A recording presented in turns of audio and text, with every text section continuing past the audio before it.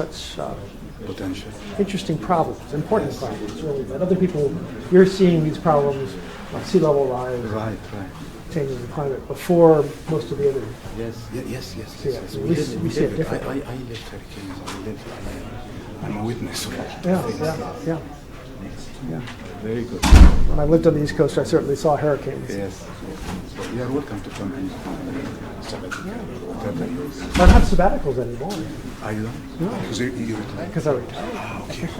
But I still, it's like one long sabbatical. Yes. Good. That's perfect.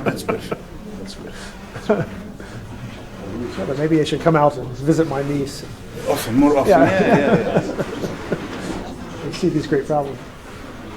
Excellent. So I know Great. Let's get started. Yeah, when this is light. It's green. Okay. All right. Well, thank you very much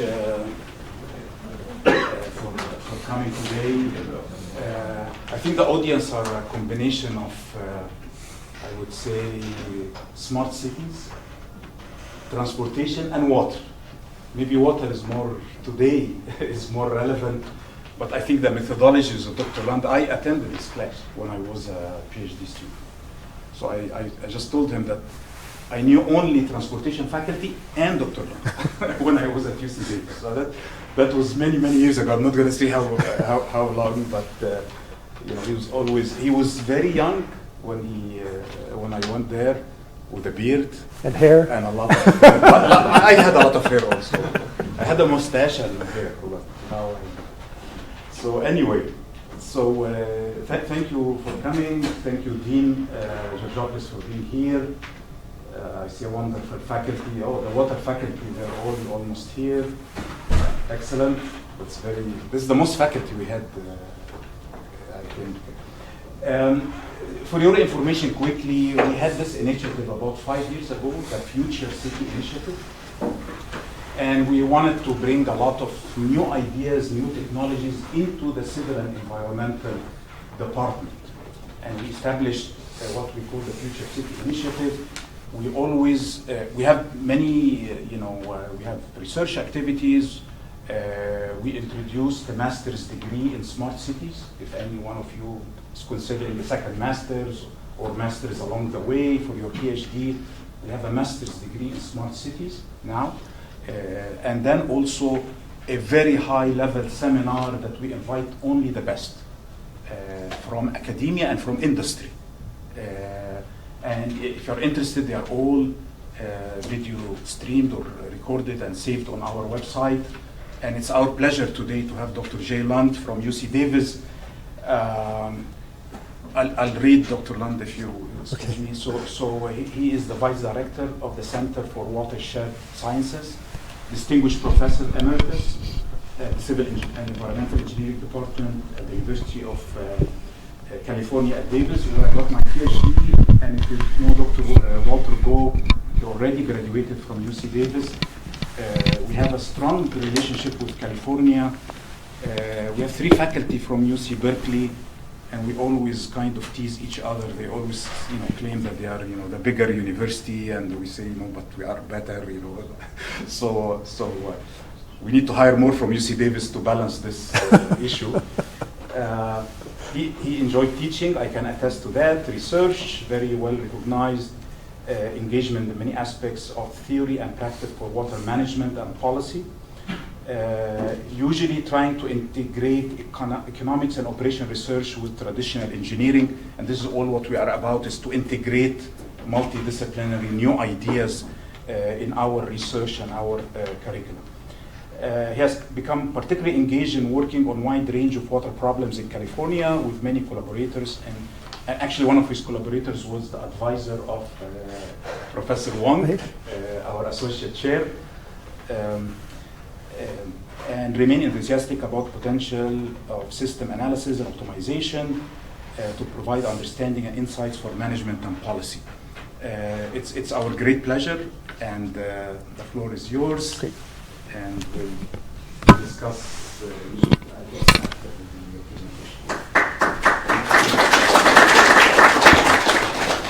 Well, thank you very much. It's a pleasure to be here.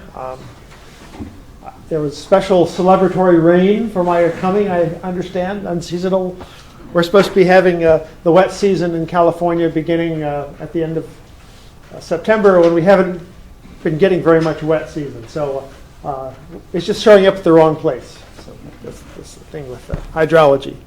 I want to talk today about water in future cities.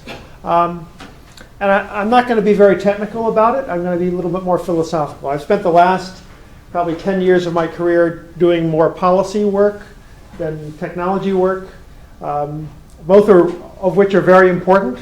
And ultimately, you want to try to get the technology into policy and into management. So I'll talk a bit about that.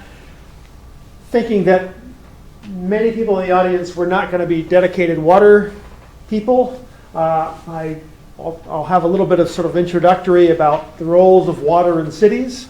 I began my slides has all the main points because policy people are always very distracted by a million other things. Sort of like being a graduate student or a professor or a dean even. So here are the main ideas at the beginning, and I'll repeat them at the end just to start the main ideas infiltrating at this point. First idea is water management is fundamental to cities. Anybody here drink water today? Flush a toilet? Not be flooded. Okay, those are all important, right? In the last century, most cities have addressed these problems pretty well. It's very few days out of the year that we worry about the drinking water coming out of the tap, in this country at least. Very few days out of the year do we have to worry about what's that smell? Problems with the sewer systems. Very few days out of a lifetime in this country, most of us have to worry about flooding. Okay, that's not true for every place. That's certainly not true for every place in the world. So relative to the distant past, we do pretty well with these problems. But we still have some problems with these systems. We have ecological problems. We have quality of life problems. We have equity problems, affordability problems. Some groups within our society, even in rich countries and rich states, find that the water systems and the wastewater systems are not affordable or are not so well distributed, or they have flooding problems. Okay, we certainly know about this. We're going to see major problems in these areas for the future. If the professors and the agencies and the societies adapt to these problems well, we will not see those problems. But it's very hard for a society to look into the future and adapt before problems occur. Because anybody here ever had a used car? Okay, you've had a used car. How did you stop having a used car and get a new car? Was it because the used car broke down on the side of the road? Okay, so you had a trouble you knew it was a used car. You knew it was getting older and less reliable. But quite often we have to wait for that moment when things break, when things fail, to spur us on to innovate, right? To get a new car or get a newer used car in my case. So failures are very important to make us do better. I think that's true for any society at any time in history. So we're going to have major challenges that we're going to have to deal with. The importance of political and social organizations for improvement and adaptability to change. When we have problems with water, it's a reflection on our societies. It's a reflection on our governments. It's a reflection on our economy. It's a reflection on the larger social and political systems. Places that are pretty well organized, because they're organized, they have a pretty functioning economy. They also tend to have functioning water systems and transportation systems and the like. So again, you see the whole society through the infrastructure. It's one of the interesting and tragic things sometimes about our field. Similarly, water systems are really mostly social systems. The really hard part of running a water system is not really the technology. We've had this technology for the most part for hundreds of years, some cases thousands of years. It's getting people to work together. I think this is universal for all problems, getting people to work together. Getting people to pay their bills so that the water system has money. Making sure that the people that are working on the water system are not corrupt. They actually do their jobs, requiring some kinds of inspections and accountability. Making sure that the leadership of the water systems do their job in a timely way and have accountability to the people that they're serving. All of those are very important. So we really need to make water systems not only technologically smart, but also socially smart. And some of being technologically smart will involve changes in people's perceptions, their expectations for the behavior of the infrastructure. So those are the main messages. I can stop now. An outline of the talk. I'm going to talk a little bit about the problems of water systems, successes that we've had. I've been a little depressed lately because everybody is so down on everything. I think it's useful to realize that even in this world where it sometimes seems like we're back in 1939, that we really have accomplished quite a few things, and that it's important that we realize that we can accomplish big things and continue to keep our accomplishments going. So I want to highlight really the phenomenal successes. If you look at the history of water supply for urban areas, water management in urban areas, this is really the golden century, where most of us get to drink water that doesn't kill us. Before chlorination, we had every summer tens of thousands of people would die of waterborne diseases in major cities in the East Coast. Talk about some of our continuing failures, challenges for urban water management, particularly around this idea of non-stationarity, which is pretty broad. I want to make sure you have an understanding it's a broader idea. And then I want to stick in a couple of different ideas. Demography and density, urban density as destiny. So both of these things affect what we can do and what the problems are. And so I think it's important to talk about them a little bit. And I'll talk a little bit similarly about ecosystems and the difficulties of managing ecosystems. And then the nexus, again, one of the themes of this talk, between the political, social systems and the infrastructure systems. And then I want to conclude with some foundations for success. If we're going to make smart cities with smarter social perspectives, then how do we go about doing that?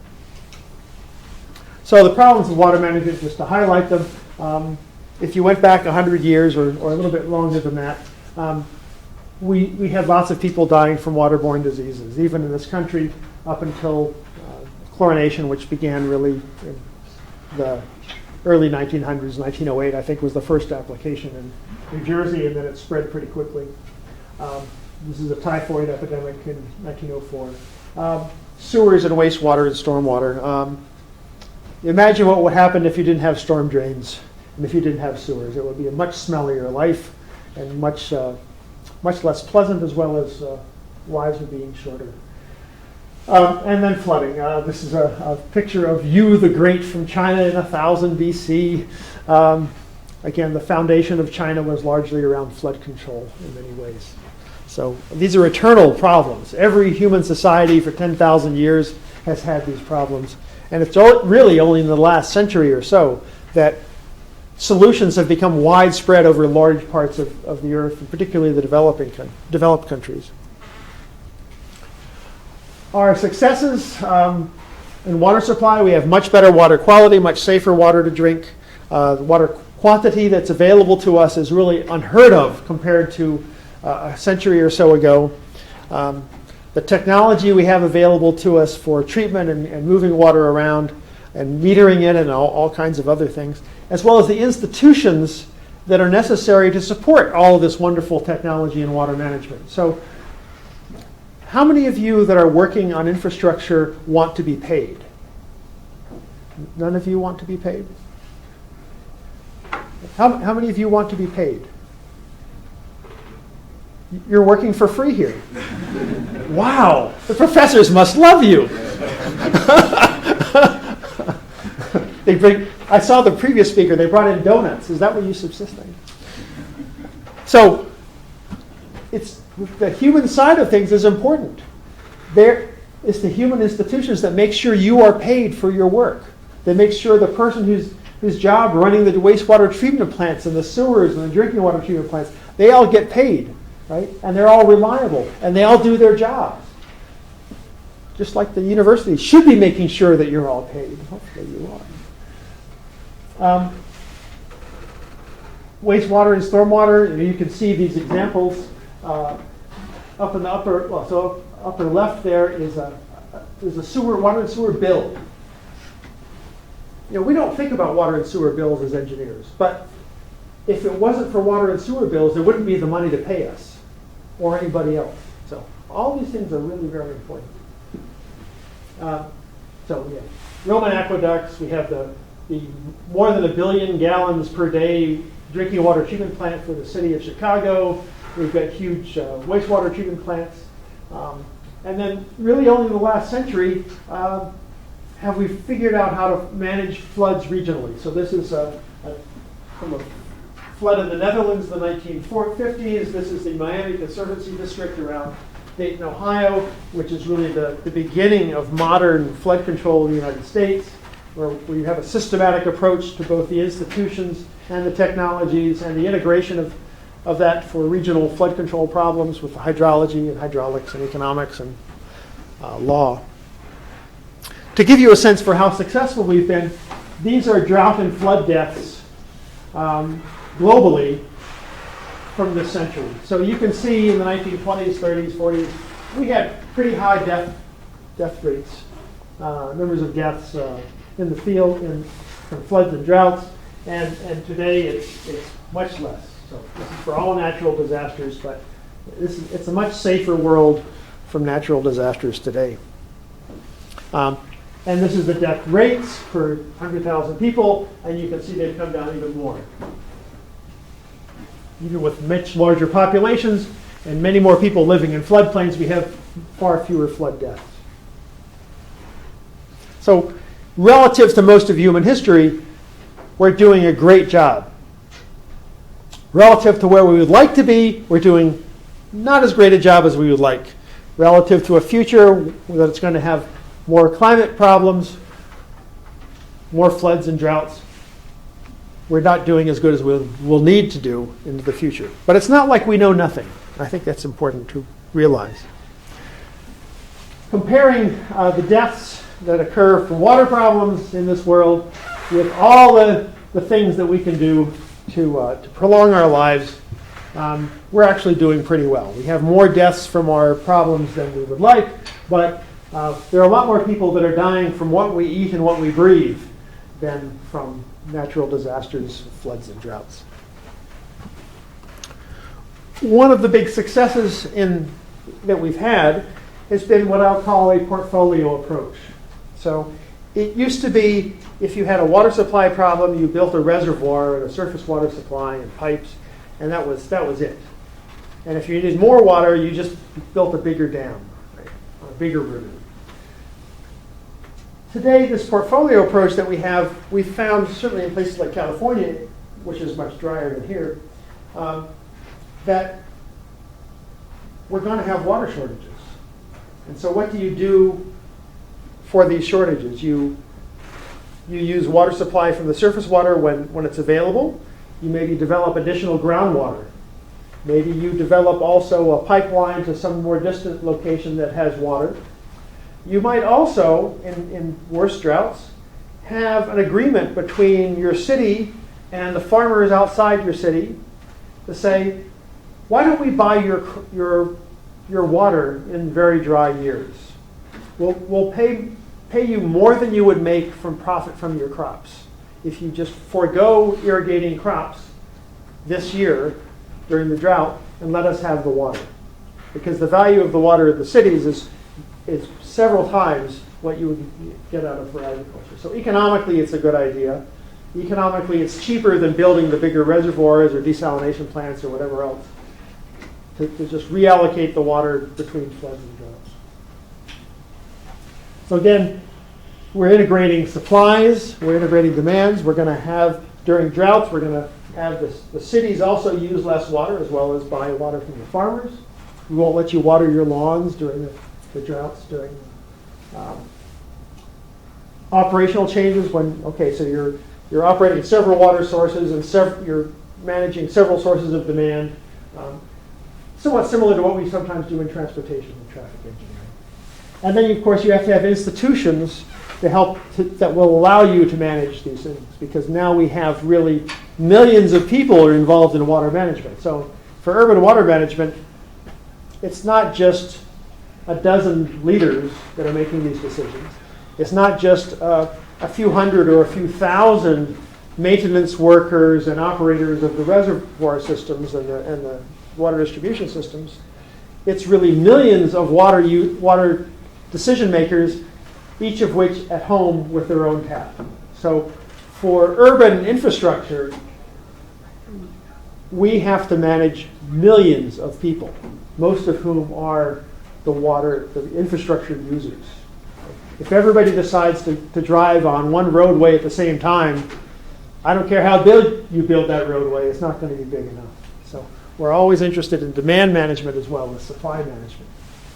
If you have a portfolio of these different activities and you put them together properly and you integrate them well technically and socially, then you should be able to have lower costs and higher reliability and more flexibility to adapt as things change. So I think that's really important. Don't do just one thing. I mean, sometimes it's good to specialize on one thing, but for running infrastructure systems, you often want to have an ability to pull from several different sources and several different options. It's easier to adjust these portfolio approaches with time because the organization, the institution that's managing these things is developing familiarity and capabilities with lots of different kinds of technologies and different kinds of solutions over time.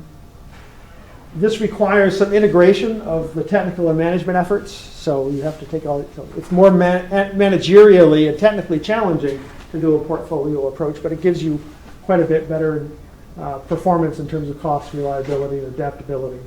And you can rebalance this portfolio over time a little more gently than if you decide to retire a single kind of technology and move to another. Just to give you a quick sense for what elements exist in a portfolio. So this is a water supply, say an urban water supply or general water supply portfolio with different elements in it. Different kinds of water sources, different ways of moving water from one place to another, different ways of storing water in time. So you get through dry seasons, wet seasons, floods and droughts. Different ways of treating water, different ways of operating that whole system of water supply. And then different ways of managing the demand. So each of our water demands, you can have water conservation activities. So you're managing the supplies and the demands in an integrated way. And then because you have these millions of people making decisions, you need to have some kind of incentives or restrictions to help them work well together. Okay? The department chairs and the deans, they're supposed to make sure the faculty work well together, the students work well together. It's important in any organization that all the individuals involved generally work well together. And so we have a set of incentives in the portfolio that things like markets and pricing and shaming. You ever done been the recipient of some shaming to get you to improve your behavior, your parents or professors? Subsidies and taxes, education.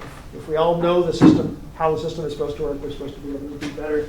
Citizens within the infrastructure system, and insurance. So there will be cases where no matter how big you build the reservoirs, and how big you build the levees, and how much you try to get people to move out of the floodplain, there will still be floods. And it's probably sometimes more economical to just insure for those losses than to build very expensive infrastructure not to have those losses. Similarly, on the flood side, you can come up with a taxonomy of portfolio actions of things you do before a flood, either building infrastructure or moving people out of the way of flood damages, things you do during the flood that will reduce the flooding that occurs and reduce its costs from the flooding. And after the flood, you have some things you do to prepare for the next flood and reduce damages for the next flood. So lots of different things you can do. It's not like infrastructure systems are becoming wonderfully complex in terms of the vast variety of things that we can do for these systems. How do you integrate these? This is, I think, one of our big problems. We can do the technical integration with computer models. So this is a part of the big model we have for the state of California, with all of its supplies and demands for water. We also have to integrate the engineering technology and engineering details with the laws, the institutions, the finance, the accountability, so that the whole sort of technological social system works well together. And we'd like to do this in a way that we can continually improve this system, because the problems are never static. They're always changing and they're always moving along. And so we need to adapt them over time as the problems change.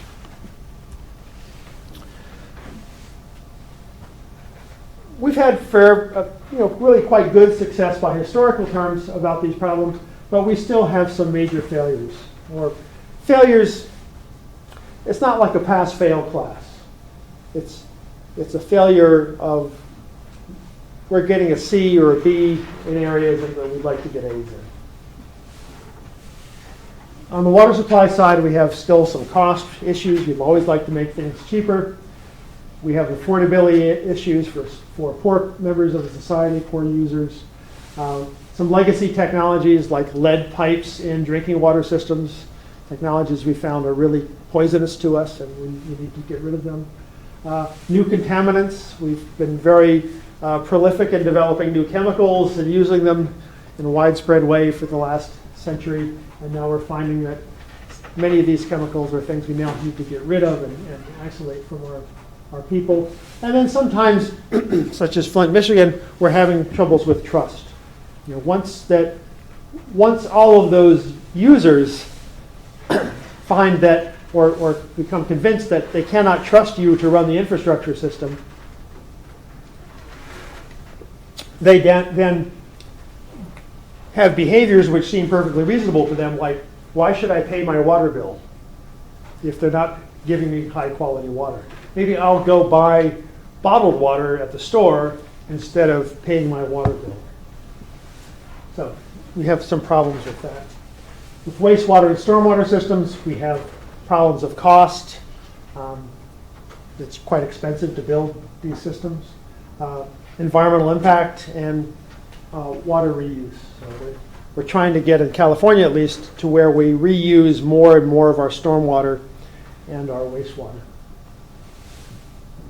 Flooding, again, equity is a big problem. If you live in a floodplain, you're going to be more impacted by floods than if you don't. Who tends to live in the floodplain? Quite often it's poorer people that have fewer options. Flooding also has costs and finance and land use implications that are also important. Ecosystems has been sort of a general area of failure, partly because we're now wealthy enough to care about ecosystems, so a price of success in that sense. But I think moving into the future, we're going to think these ecosystem aspects are even more important. And then equity, recreation, quality of life. When you sort of step back from water issues in urban areas, you've all probably been to some places where the cities are more pleasant to live in. The air is cleaner, you can walk around, there's more greenery, more parks, shopping is more convenient, and transportation, maybe you don't have to drive as much if you don't like to drive, or if you do like to drive, maybe you like to have big long drives to get to places. So some recreation, quality of life kinds of issues involved as well.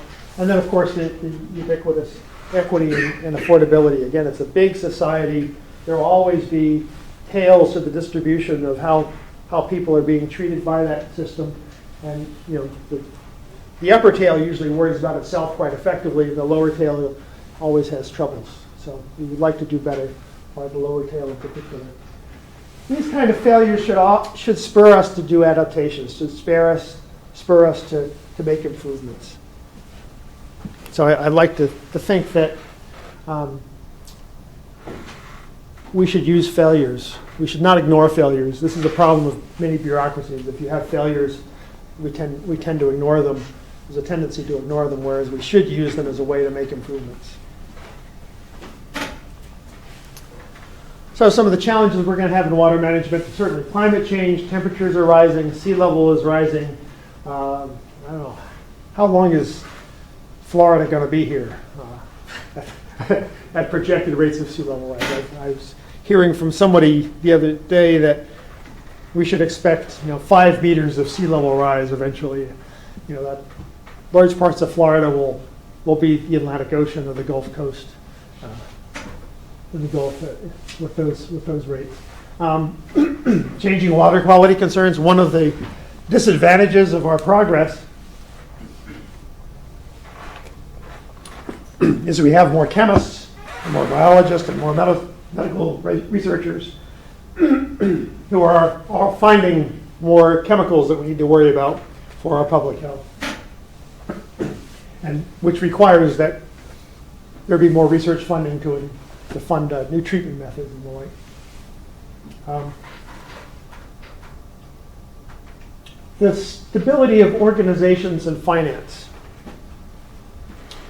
We're certainly in an era where people never did want to pay their taxes. People never have wanted to pay taxes. People never wanted to pay for anything. But now we're getting a little bit extreme about it, to the point where it's making it hard for our society to adapt to these problems. This is going to be something we're going to have to overcome, or things will get even more expensive and more difficult. It's very important for society as a whole to address these problems together, because there are economies of scale. You're familiar with the idea of economies of scale? Hopefully, anybody here not familiar with economies of scale? Okay, economies of scale is, it's cheaper to build something, to build one big one than 2 small ones. Okay, so if you're building a wastewater treatment plant, it's way cheaper to build one big wastewater treatment plant than 2 small ones. We all benefit from economies of scale of being in a society. If we each had to make our own chairs, make our own cups, make our own cell phones, how many of you would have cell phones if you had to build it yourself? We would be blissfully ignorant about the benefits and the costs of having cell phones. Right? But by having economies of scale, there's a group of a few thousand people, tens of thousands of people, that make cell phones for the billions of people all over the world. Economies of scale. All of infrastructure has tremendous economies of scale. But then once you have economies of scale, you have to worry about, okay, who gets the profits from those economies of scale? And that's the social issue. But where successful societies address that adequately. So organization and finance is really important. And we're having some, I think, social disruption about having faith in our societies being able to address these issues. Equity and public support, again, I guess that's a little bit connected to number 3. And then we have population growth and population declines at the same time. So in the Western world, in the industrialized world, because Japan and China are also parts of this, birth rates are now less than death rates for a while. And we'll see declining populations for a while. In other parts of the world, we still have quite a bit of population growth. So we're going to have, it used to be that we were always worried about growth. I used to be told by water planners that it's only a matter of time until California basically has infinite urban water demand. That's not happening. It's not going to happen anymore, because the per capita rates are going down and the number of capitals are going down. This declines are going to affect the revenues for the management of this infrastructure. That's the problem. The good side is you don't have to build as much of it, but most of it are fixed costs. But we still have growth in other parts of the world, and we're going to have to manage for those. Recreation and urban livability, again, that's an eternal thing that we remain challenged. Especially as we become wealthier, we want to have the places not only be safe and prosperous, but nice. Okay. How many of you have heard this phrase, stationarity is dead, for climate change? I mean, it's pretty much everybody in the water environment area. It's dead for climate, but stationarity is really also dead for humans and for ecosystems. So on just our human societies have never been stationary. We've always had to forecast into the future and prepare for the future in a very uncertain way. We're not sure. So growing populations, migrations, changes in technologies, all these are non-stationary processes separate from climate. We now tend to talk about non-stationary climates, but really for us technology people, us management people, we're going to have to manage all these forms of non-stationarity together. Okay.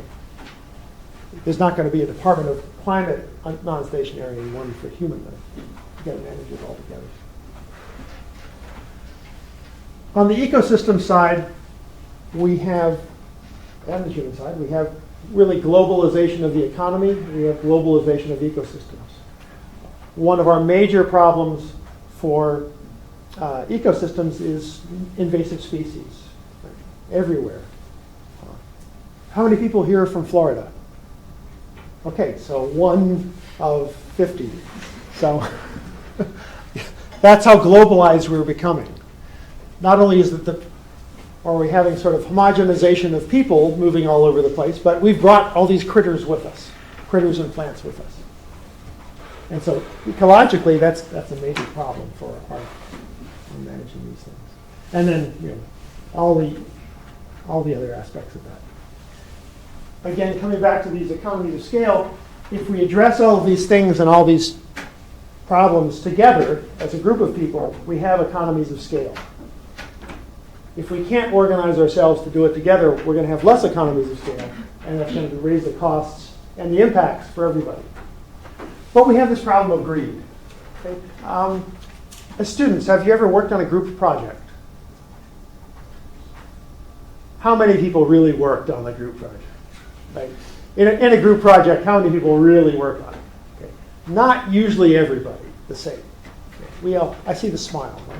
We know that. The same is true for any other human endeavor, right? Bill Gates worked on Microsoft. A lot of other people work just as many hours as Bill Gates, but they're not as rich as Bill Gates. So we have all these interesting rules and processes for allocating the benefits of the economies of scale in all of these things that are important, in some cases unfair. Again, I mentioned before we're having different growth rates in different parts of the world. Almost every area is going to be seeing declines pretty soon here, but Africa is going to take a little longer. They still have higher birth rates than the rest. Should we be optimistic or pessimistic? So here's a bunch of reasons to be pessimistic, and here's a bunch of reasons to be optimistic. I think there's good reasons to be optimistic and to be pessimistic. I tend to be optimistic because after looking at lots of people trying to solve different problems in different places for a long time, pessimism is usually self-fulfilling. If you think you cannot do it, you usually can't do it. How many of you have had a student or known somebody who said, I can't do math? You must have had somebody, right? Could they do math? No. Why couldn't they do math?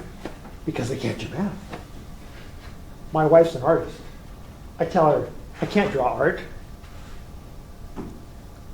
I'm right. I can't draw art. She tells me, I could teach you how to draw art. I said, no, I can't do art. Okay. so much of our pessimism is self-fulfilling. Optimism tends to be self-fulfilling, but it's not perfect, right? You've always been, how many of you have been optimistic about something only to fail ultimately? Nobody? Yeah, a few. See, the honest people are right there. I see you. Thanks. So optimism is sometimes self-fulfilling. Pessimism is almost always self-fulfilling. So be optimistic. It's not always perfect, but it helps. And it's better than the alternative. I want to take a little segue into demography. We're going to be seeing societies, certainly in this country, that are older. I'm getting older. All of you are also getting older. Eventually that'll stop, but I'm not there yet. We're going to have fewer kids. We have a greater mix of ethnicities, different people with different perceptions, different expectations, different aspirations in life. You know, we have sort of a problem here with these industrialized societies having problems with aging. You know, so what do we do with the old people? Do we put them into retirement communities, or do we have retirement in communities? Our decisions on doing that are going to have big implications for our transportation systems, for our water systems, for recreation systems, social systems, economy, all these things. Probably we should have a mix of different options so that different people with different preferences and different abilities can choose. We're big, rich societies. We should be able to offer some choices on these matters. But still, what choices are made is going to matter for the infrastructures and our ability to take smart technologies and smart societies and bring them together. Urban density is destiny. Okay. So, in looking at urban systems, which I did before I became an engineer, you see that the density of population sets a lot of conditions, a lot of context that's really fundamental for all urban infrastructure. If the during COVID we were much more spread out. You couldn't fit this many people here, and so we had to go remote. Okay. Big implications for infrastructure. Big implications for transportation. Big implications for what kinds of transportation are going to work. Big implications for flood management. In the Netherlands, they designed for what they call the 10,000-year event. If you look at the population densities in the Netherlands, it's just a small country with quite a lot of people. When they're that dense, you can afford that very expensive high dikes, high levees around the urbanized areas. Here, what are our major urban problems? Our major flood problems is along the coast, we have a fairly low density of population by Dutch standards along the coast. Can we build seawalls high enough to keep out hurricanes for the 10,000-year flood? How expensive would that be? How unsightly would that be? Too much. What do we do with floods here? With hurricanes? How do we prepare for them? Move people away from the place. We evacuate them. We say, here's a warning system that's actually pretty good. Hey, there's a hurricane coming. Why don't you take this hurricane evacuation route out of town? Right? And then we'll have you build your structures at a higher elevation to reduce the property damage. Okay. You couldn't do that with Amsterdam. We had too many people in a small area. Okay? It's cheaper for them to build dense infrastructure.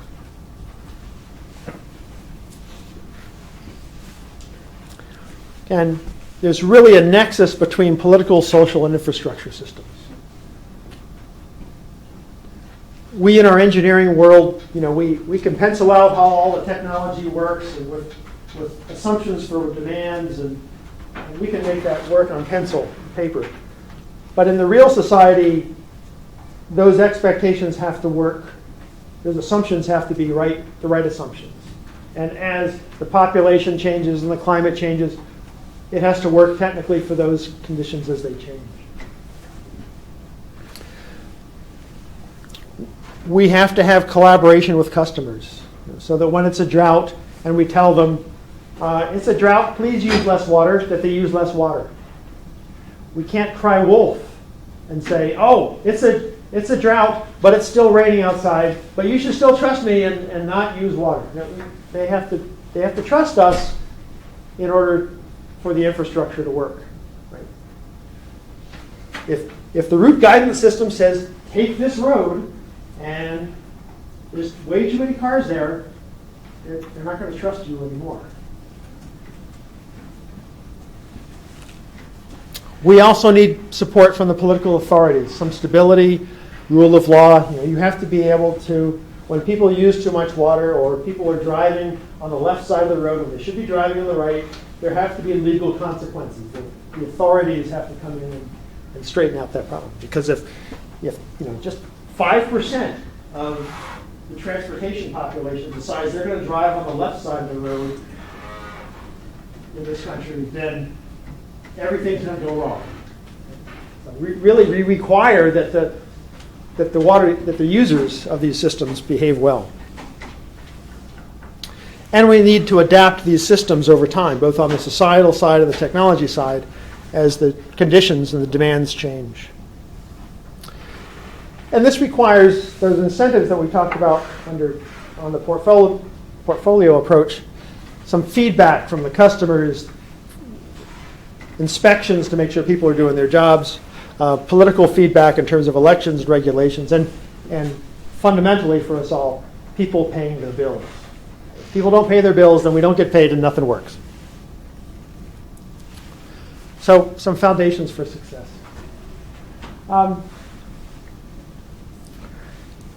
We live in a world with infrastructure systems, particularly in urban infrastructure, where we have a mutual dependence between political, social, and infrastructure systems. Politicians have goals that they would like to accomplish. If there's a major flood and the flood infrastructure system doesn't work, then all the things that politician wants to accomplish are not going to happen because everybody's distracted by the flood. If there's a safe drinking water problem, same thing. So our infrastructure works well enough that most of the time, most politicians consider us to be a distraction from their goals. They're willing to pay and give us some authority so that those goals, that those distractions happen at a modest frequency. All this system also relies on trust as a foundation. So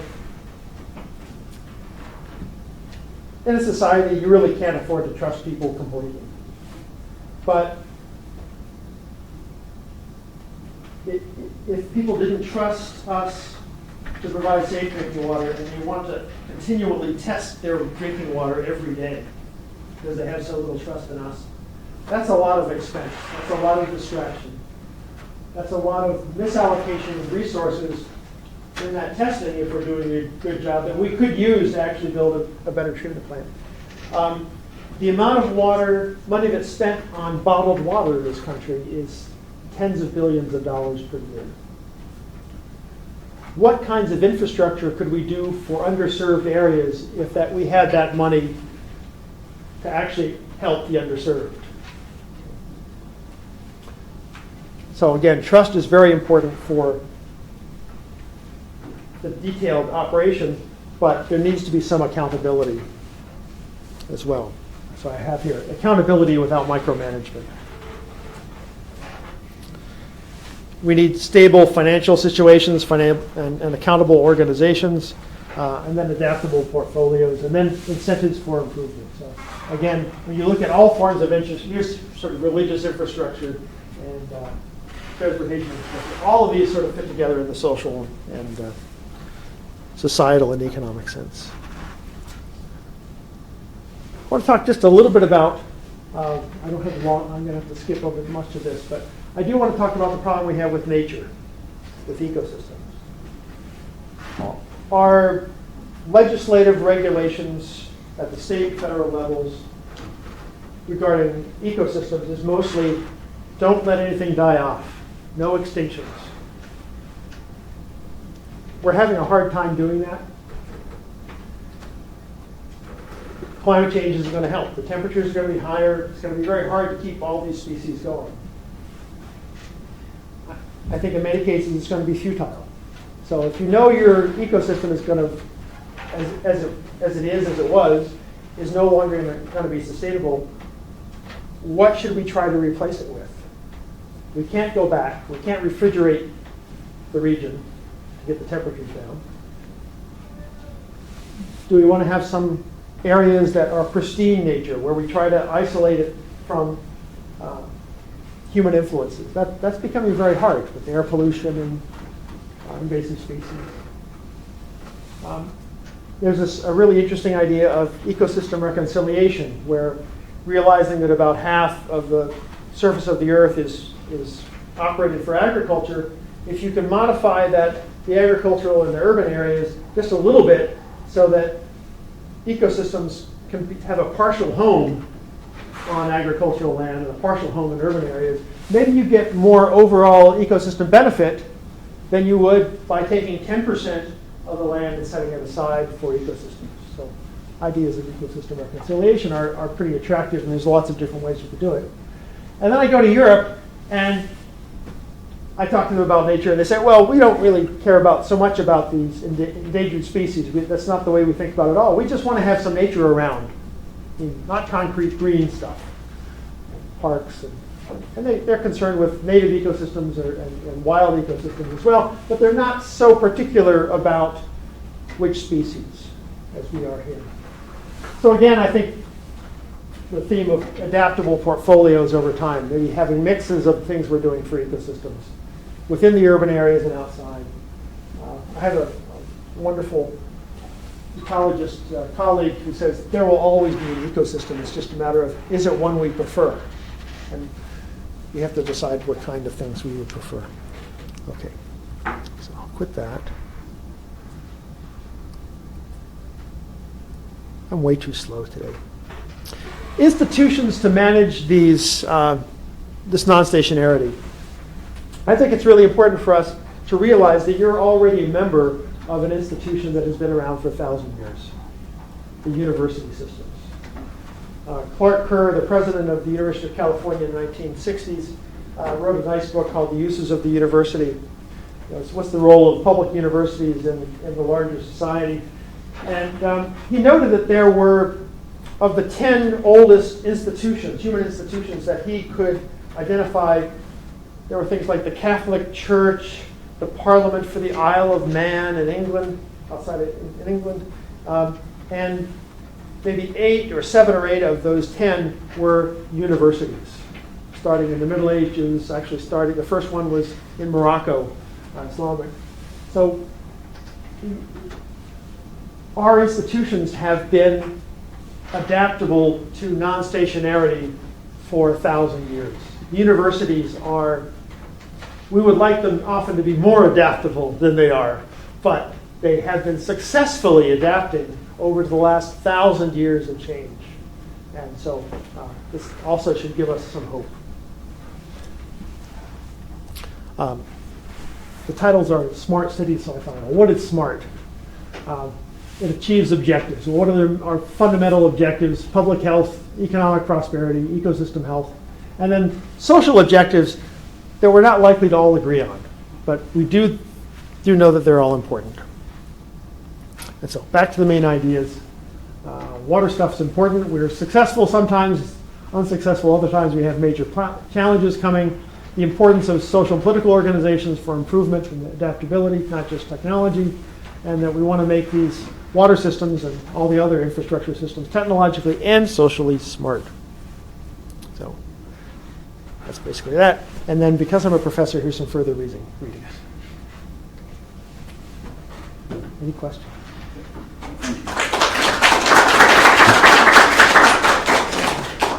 So almost no time, but I think there's some time for any questions. Thank you for having a very well-rounded and also for the different backgrounds of the audience. So I certainly followed everything and I relate to a lot of things. Any questions, please? Thank you for your presentation.